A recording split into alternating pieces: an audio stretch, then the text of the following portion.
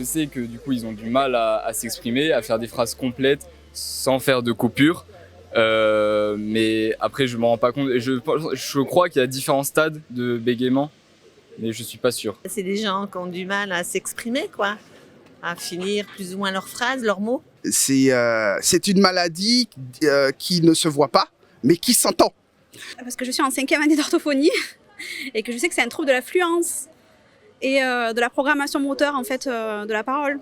Je pense que c'est un trouble de la parole, compulsif et répétitif, qui caractérise une personne qui répète des mots ou des fins de phrases, je pense.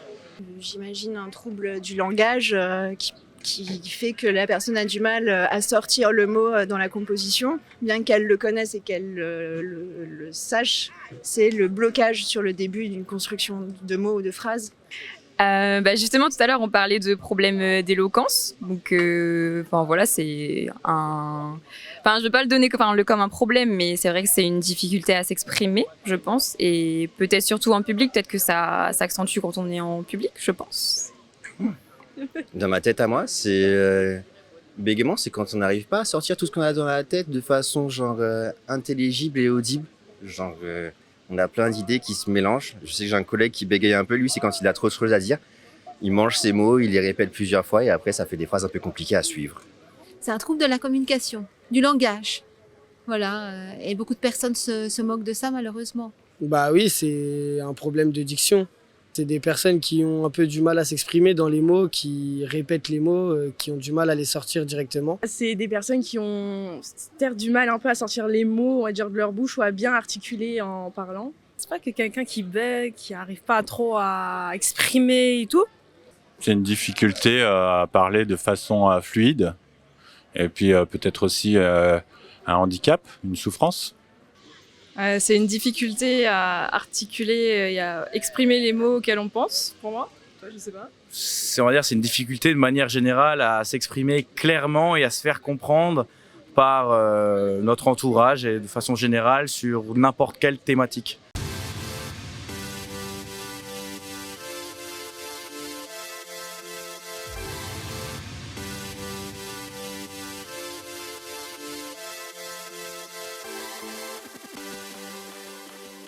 C'est devenu un peu le nouveau terme pour dire parler chinois, un petit peu, voilà. Non. Tu dis bugger, toi, non? Je dis beg, ouais, voilà quoi. Oui. Je pense du coup à tort. Mais je sais pas, quand je me reprends dans une phrase, ce genre de choses, on dit facilement qu'on bégaye. Alors que du coup, c'est pas vraiment ça, vu que c'est une vraie pathologie. Mais ouais, j'utilise ça. Je dirais que c'est dû, ça peut être une maladie, je pense, qui peut être diagnostiquée et qui est diagnosticable à l'heure actuelle.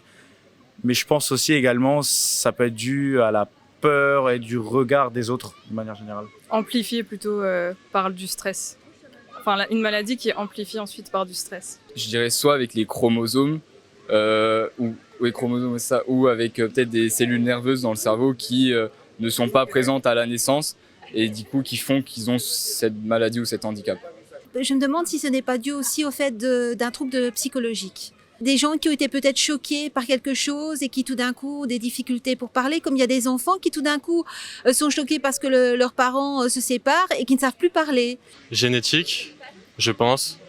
Génétique et aussi à cause du stress. Alors là, les origines de ce handicap, je les ignore complètement. Je ne sais pas. Alors là, bonne question. Je ne sais pas du tout si ça vient de soucis auditifs à la base. Peut-être, j'en ai aucune idée à vrai dire.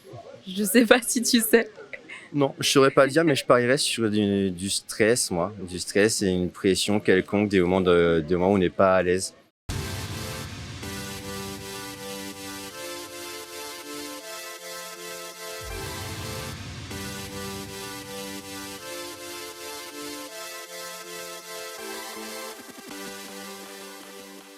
Je saurais même pas dire, très sincèrement, je sais pas. Du tout, j'ai pas idée du nombre. Non, pas du tout. Très bonne question, je ne sais pas du tout. Non. Moi, je dirais 1 million. Oh non, peut-être pas. Ah si, quand même. Peut-être 500 000, je sais pas. J'enseigne depuis à peu près 7 ans et je n'en ai pas rencontré dans mes classes. Et pourtant, je vois beaucoup d'élèves. Absolument pas. Absolument pas, mais je vais essayer de jouer parce que je suis joueur. Allez, je dirais 50 000, quelque chose comme ça. 1%. Je l'ai vu tout à l'heure sur le papier aussi. Mais non, je savais pas du tout combien il y avait de personnes en France. Ils sont un peu invisibilisés. Enfin, on n'en entend pas du tout parler. Donc.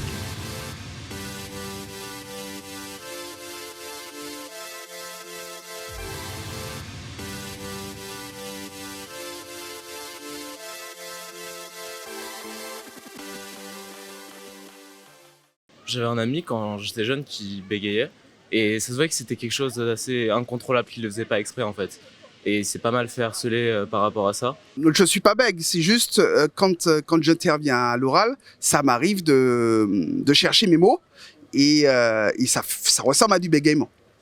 Mais j'ai vérifié, je suis pas bègue en tant que tel. Quand j'étais au collège, il y avait quelqu'un dans ma classe qui bégayait. Quand il avait du mal des fois à s'exprimer, on l'aidait quoi, pour que ça le soulage. Quand il avait du mal à sortir un mot, on le disait à sa place et il se sentait rassuré du coup.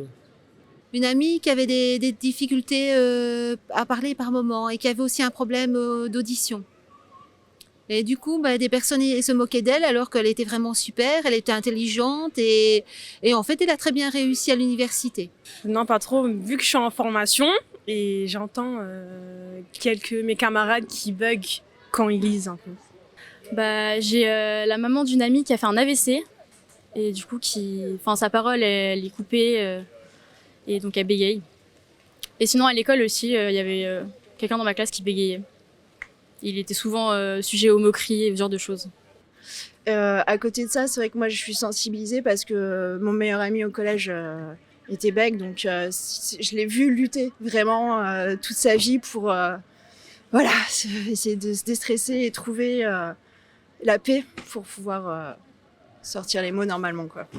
Moi, j'ai un collègue qui bégaye beaucoup, qui l'assume pas du tout parce que ça le stress et ça le complexe, mais il bégaye beaucoup, plus particulièrement quand il est fatigué ou stressé et quand il est énervé, il est incapable de parler, quoi. Tout le rapport au monde du travail.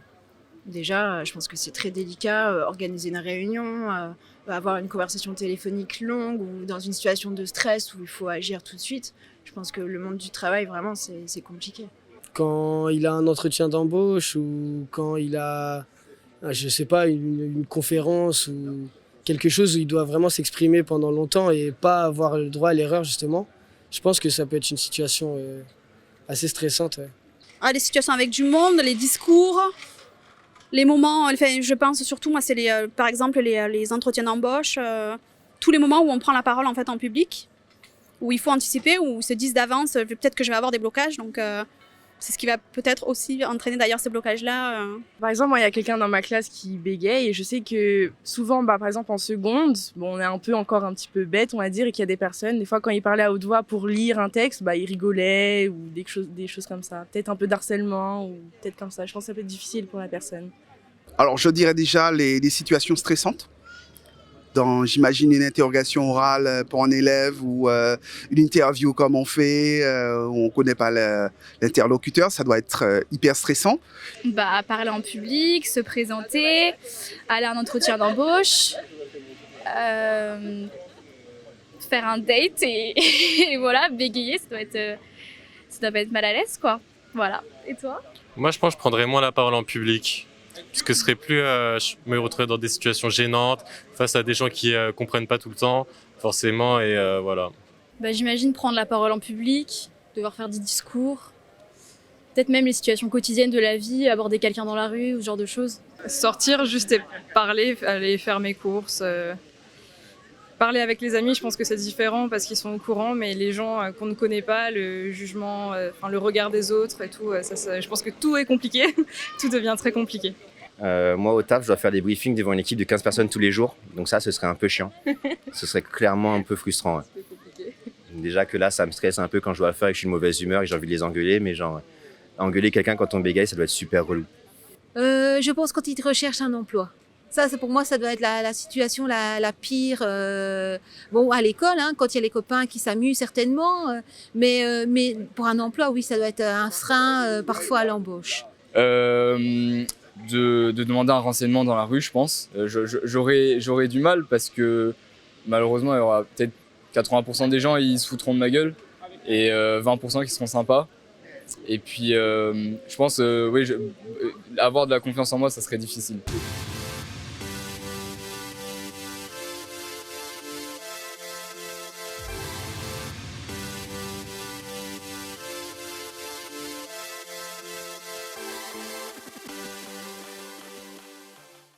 On n'a pas la cause officielle au niveau des études scientifiques encore. On va dire que nous, en accompagnement par exemple, on va surtout travailler tout l'aspect anticipation et psychologique. Parce que le bégaiement, on ne pourra pas le supprimer, mais en tout cas, on pourra l'appréhender et l'anticiper dans le quotidien. Je ne sais pas si je peux me prononcer sur ce genre de choses parce que je ne connais pas assez vraiment chimiquement du coup qu'est-ce qui se passe. Je ne suis pas assez calée pour savoir si on peut guérir. Trouver la force d'atténuer ça, je pense que oui, complètement. Traiter les symptômes, guérir la partie vraiment physique au niveau du cerveau, je ne pense pas, mais traiter les symptômes. Comme dit, je pense que c'est pas... on peut se soigner, je pense, mais pas en guérir. Je pense que c'est des soins palliatifs, c'est-à-dire on pourra jamais... Non mais palliatif. Non mais c'est palliatif au sens cette maladie. C'est-à-dire qu'on va compenser cette maladie-là. Mais après, il peut améliorer, il peut aller voir une orthophoniste, pour apprendre, etc. Et voilà. Guérir complètement, je pense pas, non. Je pense que c'est, vu que c'est dans le cerveau, à part si peut-être dans 50 ans on invente des machines qui réparent le cerveau, mais à l'heure d'aujourd'hui, je pense qu'on peut juste réduire son bégaiement, mais pas complètement. Guérir, je ne sais pas, mais en tout cas, se soigner, oui. Avec des spécialistes pour faciliter l'expression orale. Moi, je pense que ça peut se guérir par l'hypnose, des choses pour calmer. Vu que c'est un peu neurologique, peut-être que ça se soigne comme ça, vu qu'on fait beaucoup de choses avec l'hypnose. Je me dis que ça peut se calmer, ça peut apaiser le bégaiement. Je pense peut-être que ça se travaille avec de l'orthophonie, j'imagine. Peut-être pas guérir, mais il y a peut-être des exercices pour moins bégayer et que ça, et mieux parler, quoi. Ça me paraît compliqué. C'est neurologique, ça me paraît un peu compliqué. Travailler dessus, ça me paraît possible, ouais, mais le guérir, ça me surprendrait.